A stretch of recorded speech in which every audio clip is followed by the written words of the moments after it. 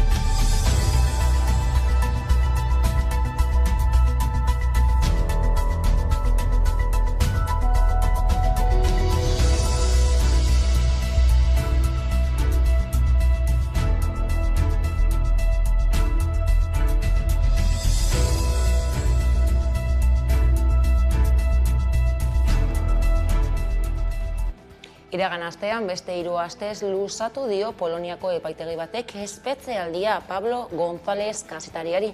Behin-behineko espetxealdian egonda otsailetik eta berdin egongo da beste 3 hilabetez, abuztua amaitu arte printzipioz. Astebeteko epea dute helegitea aurkezteko. Bada Oiana Goiriena Gonzálezen bikotekideak jakitera eman duenez Hamaika telebistan bere senarraren lehen eskutitza jaso du. Izar da azkanengo egune alegazioak aurkeztutekue, eta gero aste 2 gitxi gora bera dekoze bertako epaitegizek erantzun bat emoteko. Kigu ondo dauela, ondala aste 2 gitxi gora bera konsulek intzon 3. bizitie, eta haren bitxartez badakigu ondo dauela. Animoz bebai, osasunez bebai, bera kirola itzen deu bertan barrun, denpori emoten deu idazten da irakurtzen, eta egoera horretan, beran egoeri ona da. Gero badeko bertan abogadu polako bat, poloniar bat, eta beran bitxartez notizi eguneratu hauek edo heltzen jaskuz. Eta ganera, haue albiste barri-barriz da, gaur jaso dute beran lehenko eskutitze. Korsikan dago Iñigo Urkullu Eusko Jaurlaritzako lehendakaria bidaia ofizial bat egiten. Leixuri Agirrezabalaga EOtako legebiltzarkidea. Gauza on asko.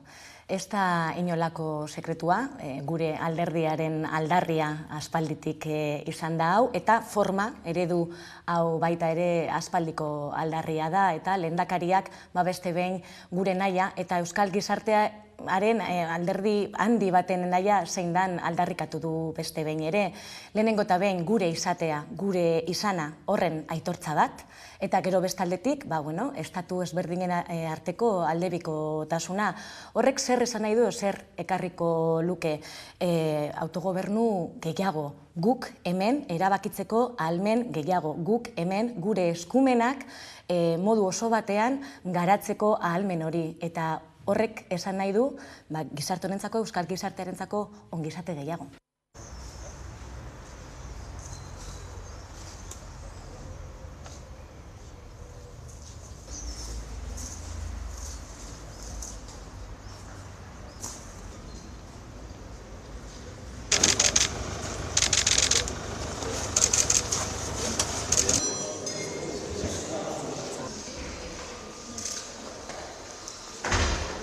da bakarrik gogoeta, baizik eta alde batetik aldarrikapena eta bestetik etorkizunerako borondatea nola gauzatu dezakegun, gauza biak uztartuz. Bai autogobernua aitortua betetzea eta bestetik ere testu inguru honetan 53 urteoren ondoren errealitate honi nola atxikitu egiten gatzaizkion 21. mendean.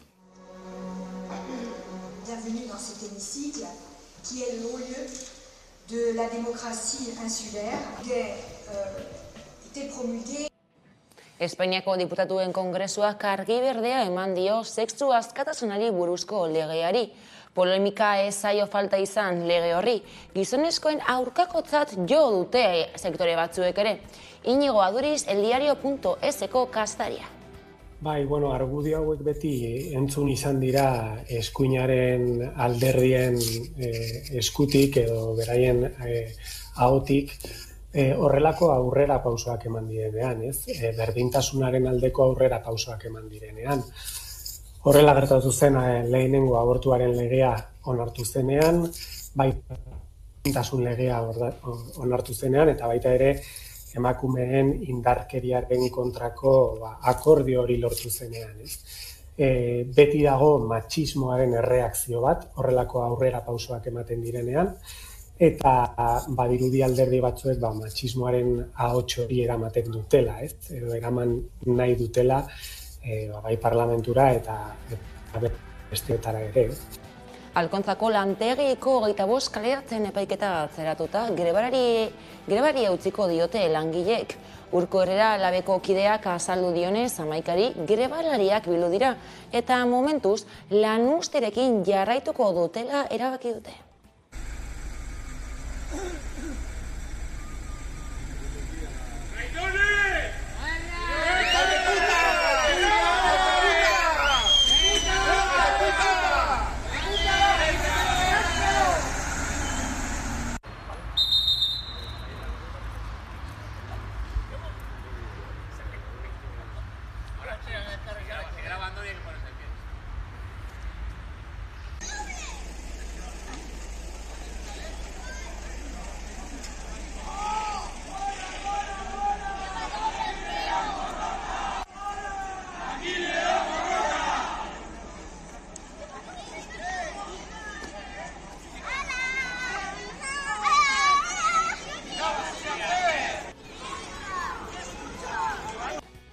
Uraren agentziak oniritzia eman dio Lezaman zabaldu nahi duten zabortegiari. Hondakindegiak 4 milioi metro kubikoko edukiera izango luke. Zaldibarkoak halako bi. Udala eta eragile ekologistak ordea proiektoren aurka agertu dira. Enpresa pribatu batek hondakinez arriskutsuen balorizazio planta bat eraiki nahi du Ganguren mendiaren magalean, Lezaman. Aurre ikusitako instalazioak 40 hektareako azelera hartuko luke, Txorierriko korridorearen ondoan, Lezama eta Zamudio artean. 55 futbol zeleiren tamainarekin alderatu daiteke, eta 4 milioi metro kubikoko edukiera izango du Zaldibarko zabortegiarena bikoiztuz, Euskal Autonomia Erkidegoko handiena izateraino. Uraren Euskal Agentziak egingarritza jo du hondakinen balorizaziorako egitura. Maiatza hasieran kaleratutako txosten batean dio potentzialki baimen emateko modukoa dela proiektua. Uraren kudeaketari dagokionez beharrezko baldintza guztiak betetzen dituelako. Lezamako udalaren arabera baina proiektuak ez ditu Lezamako hirigintza planaren baldintzak betetzen, eta beraz ez da bideragarria. Udalak txosten bat egiteko eskatu zion Ingeotik SM enpresari. Promozionez Zubiarraun enpresak udalerrian balorizazio planta bat eraikitzeko izango lukeen bideragarritasun kontsultari buruz. Irizpen tekniko ardio bateraezina dela zabortegi bat eraikitzea Asoa ibaiaren arroan, Eguzkitza baserriaren inguruan, Aretxalde auzoan, Lezama Zamudio autobiaren irteeratik gertu lurralde antolatzeko plangintzarako edo ingurumen legeriarako hainbat arau betetzen ez dituelako besteak beste. Gauzak horrela udaleko osoko bilkurak adierazpen instituzional baten bidez proiektuaren gaineko gaitzespen adierazizion Jaurlaritzari, eta uraren agentziari ere eskatu zion Ingeotik enpresak egindako txostena kontuan hartzeko. Udala ez ezik ekologistak ere proiektuaren aurka agertu dira. Dena den Tapia legearen bidez Jaurlaritzak proiektua baimendu dezake, udala aurka egonda ere. Hala ere oraindik ingurumenarekin eta bestelako baldintzekin lotutako baimenak eman beharko lituzke Eusko Jaurlaritzak proiektuak aurrera egiteko. Eta erakundeak esan duenez, oraindik ez zaio halako baimenak emateko eskaerarik iritsi. Pandemiak eragindako 2 urteko etenaldiaren ondoren, festak bizitzeko modu berri bat proposatu du Nafarroako gobernuak berdintasunean. Azeparrak, jaiak itzul zitezen herrikitan nengoen.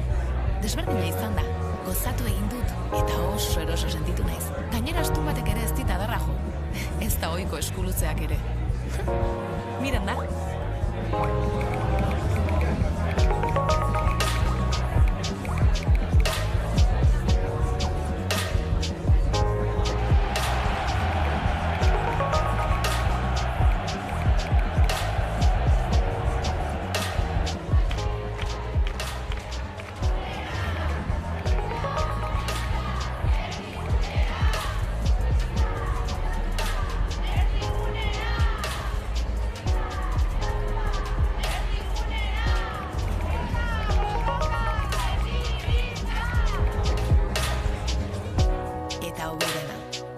Etxera itzultzean ez dut beldurrik izan. Horrela nahi ditugu. Berridatz ditzagun jaiak. Euskal Eskola Publikoaren jaia iristear da eta Labastidak hartuko du lekuko aurten. Festaz aparte aldarirako tokia ere izango da. Ez dilan hau. 3 urte beranduago, Arabako Errioxa izango da Euskal Eskola Publikoaren jaiaren lekuko, ekainaren 5ean izango da hitzordua Bastidan. Hain zuzen ere, 29. edizio honetan, eskualde horretako ikastetxe publikoak nabarmendu nahi izan dituzte, izan ere, Hiriburutik urrun eta Errioxako mugan izan da ere, ezinbestekoak direlako kalitatezko irakaskuntza euskalduna eskaintzeko. Horrez gain, Euskal Autonomia Erkidegoko hezkuntzaren legearen egitasmoaren arira, Euskal Eskola Publikoa Zarro topagunea kritiko agertu da testuarekin. Izan ere, esan dutenaren arabera, akordioak ez du jasotzen eskola publikoa hezkuntza sistemaren lehentasuna izatearen beharra. Euskal Eskola Publikoaren aldeko protestak deitu dituzte eta kale jira aldarrikatzailea egingo dute ekainaren 5eko jaialdian. Handitan, hazitik gora lelopean aniztasunaren eta aukera berdintasunaren aldarria dakar aurtengo Euskal Eskola Publikoaren jaiaren soinu bandak. Ikus dezagun bideokiparen zatitxo bat. Hartu deguta, gaizki pasata, hemendik urteta zaberdin egongo, fandangoa eta bongo, Euskal Herri Kongo, auzotik hasita berdintasun ongo eskaintzan, kalitate daku eredu honekin, bumba perantzun, autosuperazioa, modua, sanazioa, helburua, eta bisortzea nazioan, gure interakzioa, aro globalean, zitua landatzen, bilatzen ean, dia espazioa, barruko alean, ideia sustatzen munduko sarean. Eta besterik ez guraldetik, gogoratu neoro aurkituko gaitu zuela zuzenean ala nahieran 11.eus atarian. Ondo izan eta bihar arte.